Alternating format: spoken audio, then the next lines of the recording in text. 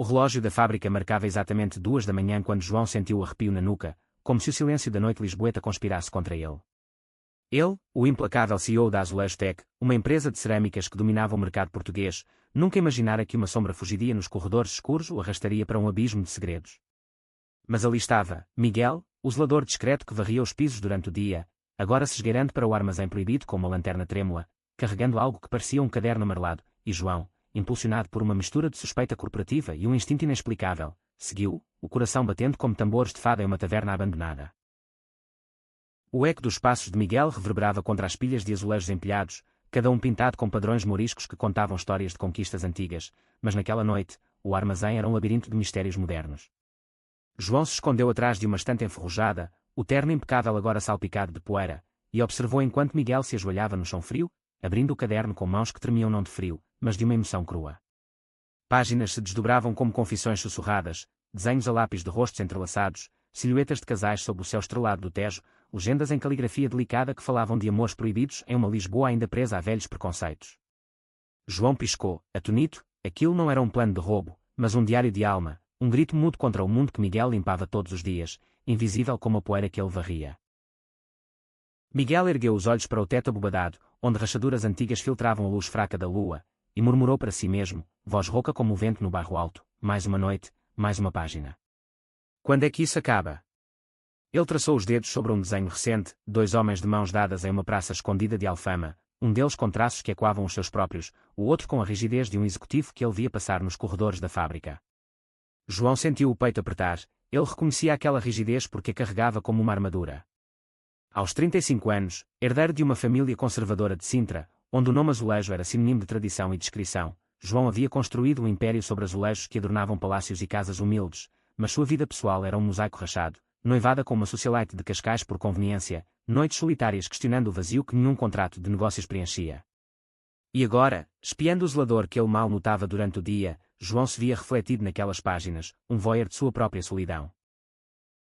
O ar no armazém cheirava a argila úmida e tinta velha, um perfume que evocava as oficinas de artesãos em Belém, onde Miguel crescera entre potes de barro e histórias de avós que sussurravam sobre amores não ditos.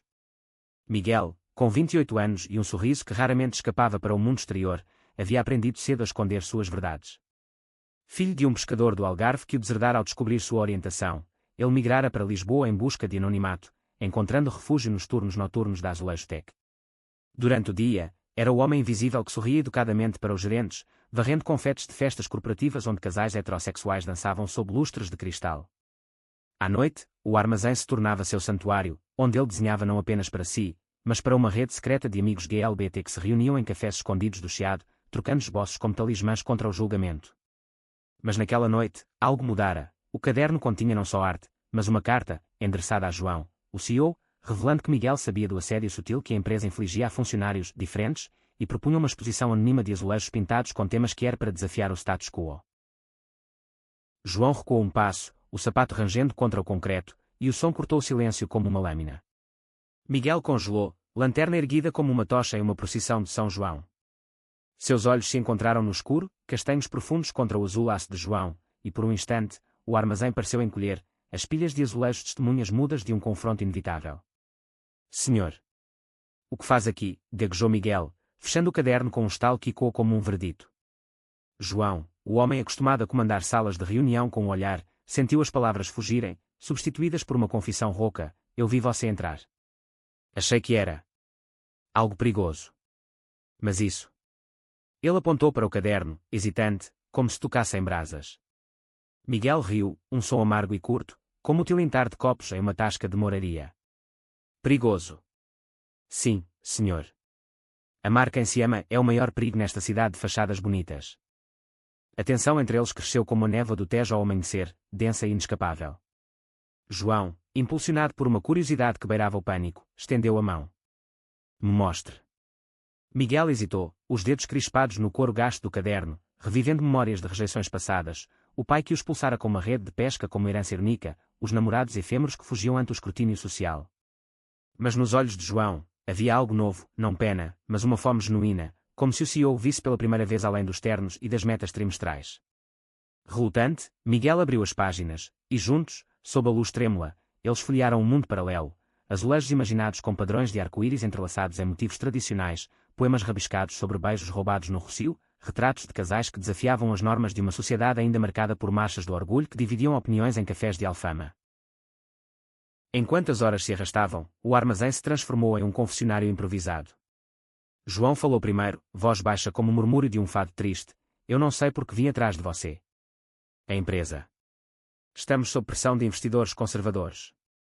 Rumores de demissões se espalham como fumaça de churrasco em um domingo de família." Ele pausou, os ombros caindo sob o peso de segredos não ditos, a noiva que ele via como uma aliada política, não uma paixão, as noites em que olhava para homens em bares de bairro alto e desviava o olhar, temendo o abismo de sua própria identidade. Miguel assentiu, traçando um desenho com o dedo. "E eu limpo os restos disso tudo. Vi colegas como eu serem demitidos por incompatibilidade cultural. Mas esses desenhos. Eles são minha rebelião quieta.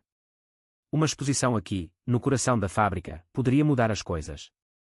Mostrar que azulejos não são só para paredes frias, eles podem contar histórias vivas." O amanhecer raiou devagar, tingindo as janelas empoeiradas de rosa e ouro, como as colinas de Sintra ao nascer do sol. João se levantou, o corpo rígido de uma noite sem sono, mas a mente em ebulição. "Eu não prometo nada", disse ele, mas o tom era de quem já havia cruzado uma linha invisível. Miguel sorriu pela primeira vez de verdade, um brilho que iluminava mais que a lanterna. "Não precisa. Às vezes, ver é o primeiro passo." Eles saíram do armazém juntos, o ar fresco da manhã lisboeta os envolvendo como um abraço relutante, e João sentiu, pela primeira vez, o peso de sua armadura se rachar, não com violência, mas com a delicadeza de um azulejo soltando de uma parede antiga. Dias se passaram como ondas no Atlântico, calmas na superfície mas turbulentas embaixo.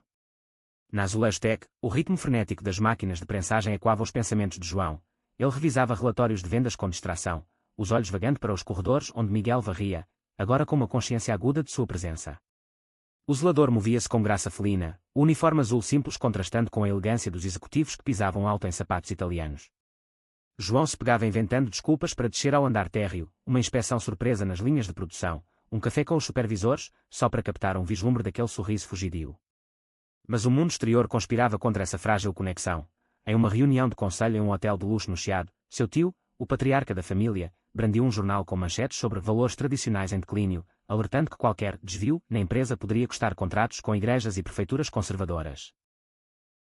Miguel, por sua vez, carregava o caderno como um fardo precioso, escondido em uma gaveta trancada no vestiário dos funcionários.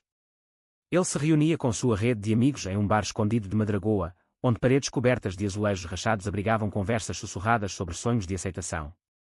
Ele viu, confidenciou um amigo, um barman de olhos gentis que servia ginginha em copos pequenos. O CEO. "Não sei se é bom ou ruim." O amigo riu, batendo no balcão. "Em Lisboa, amor e perigo andam de mãos dadas, como no fado. Cuidado, Miguel, homens como ele constroem impérios, mas derrubam corações." Mas Miguel não conseguia ignorar o formigamento que sentia toda vez que seus caminhos se cruzavam, um aceno no elevador, um bom dia que durava um segundo a mais, carregado de eletricidade não dita. O conflito irrompeu em uma tarde chuvosa de outono, quando o céu de Lisboa se abriu em dilúvios que transformavam ruas em rios. João, abrigado em seu escritório panorâmico com vista para o castelo de São Jorge, recebeu um e-mail anónimo, fotos granuladas de Miguel saindo do armazém à noite, acompanhadas de acusações veladas de atividade suspeita.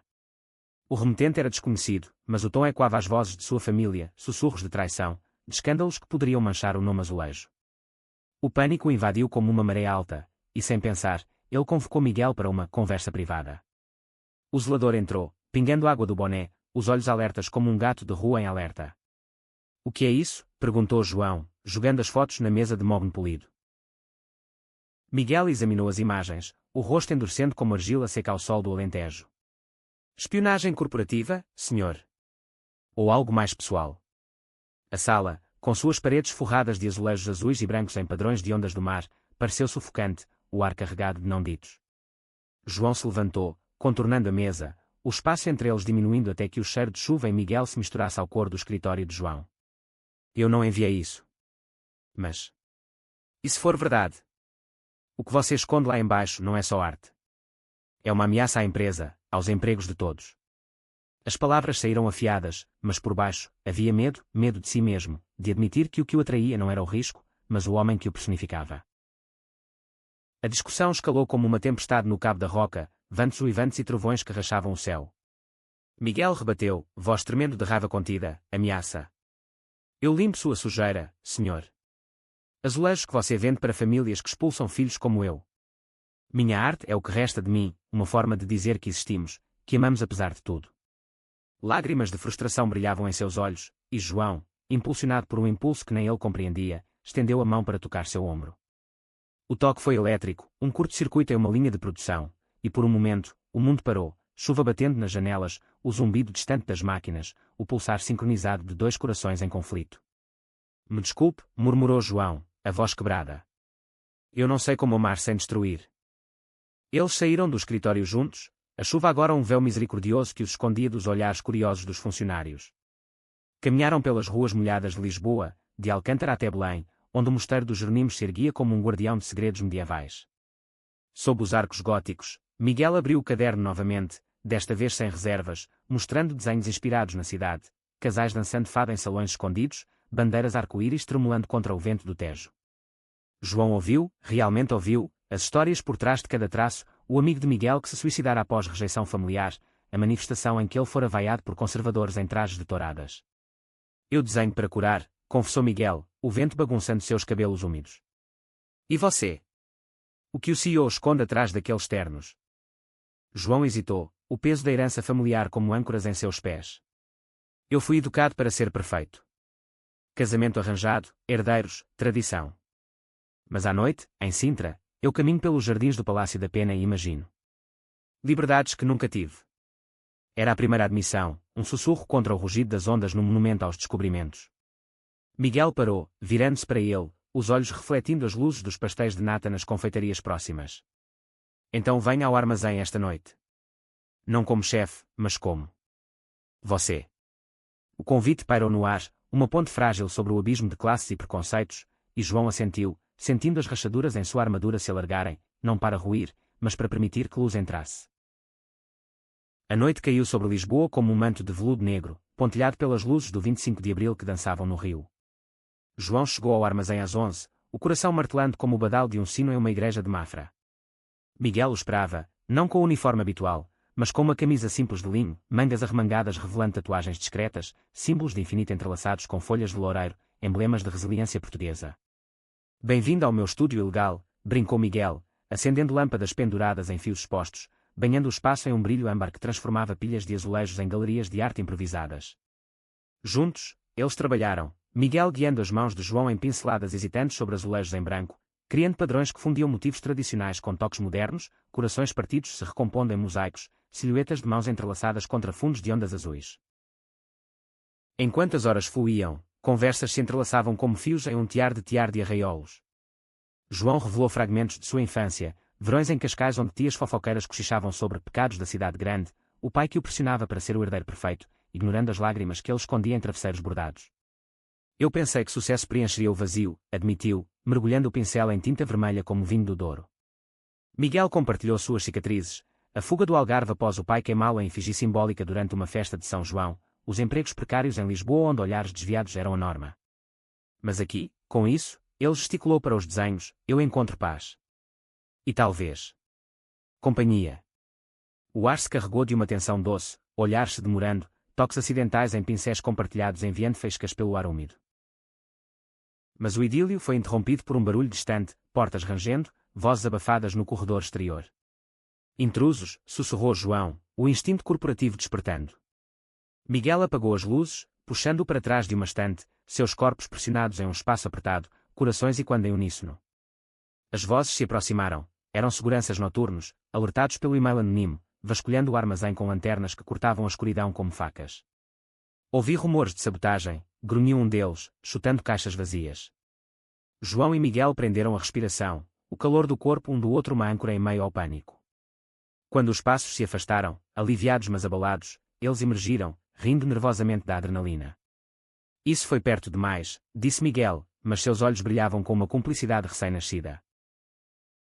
Na manhã seguinte, o sol de Lisboa filtrava através das nuvens, iluminando os telhados vermelhos de Moraria como joias em uma coroa. João, de volta ao seu mundo de reuniões e planilhas, recebeu a confirmação de suas suspeitas.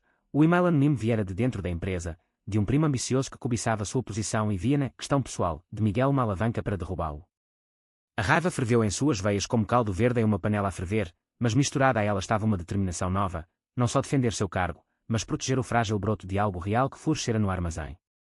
Ele convocou uma Assembleia Geral surpresa, os funcionários reunidos no pátio central da fábrica, sob o sol que aquecia os azulejos postos como amostras de um futuro possível. Com voz firme, e quando como um pregão em uma feira de Alfama, João anunciou: a Azulejo Tec não é só tijolos e lucros. Somos histórias, de todos vocês. E hoje, revelamos uma nova linha, azulejos que celebram a diversidade de Portugal.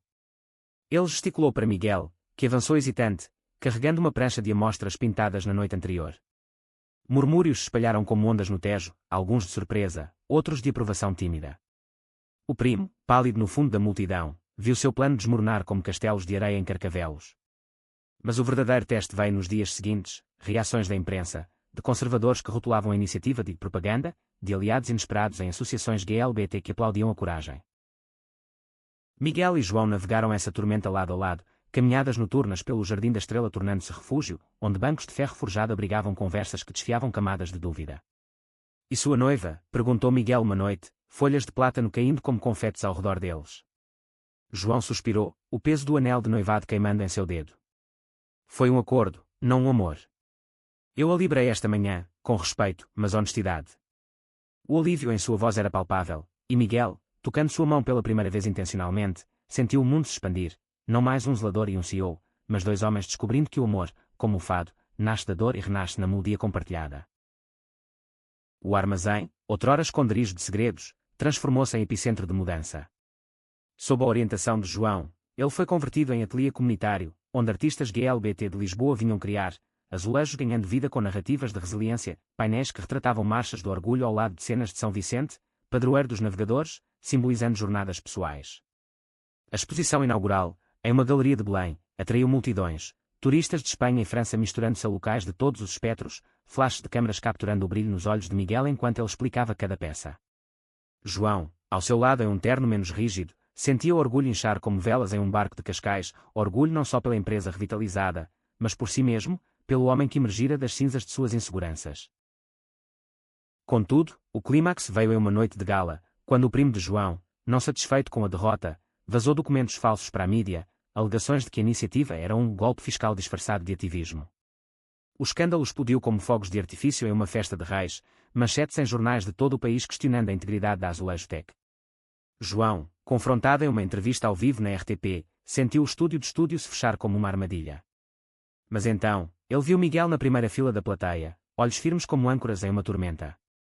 Isso não é sobre números, declarou João para as câmaras, voz e quando com a paixão de um orador em uma praça do Rossio. É sobre pessoas.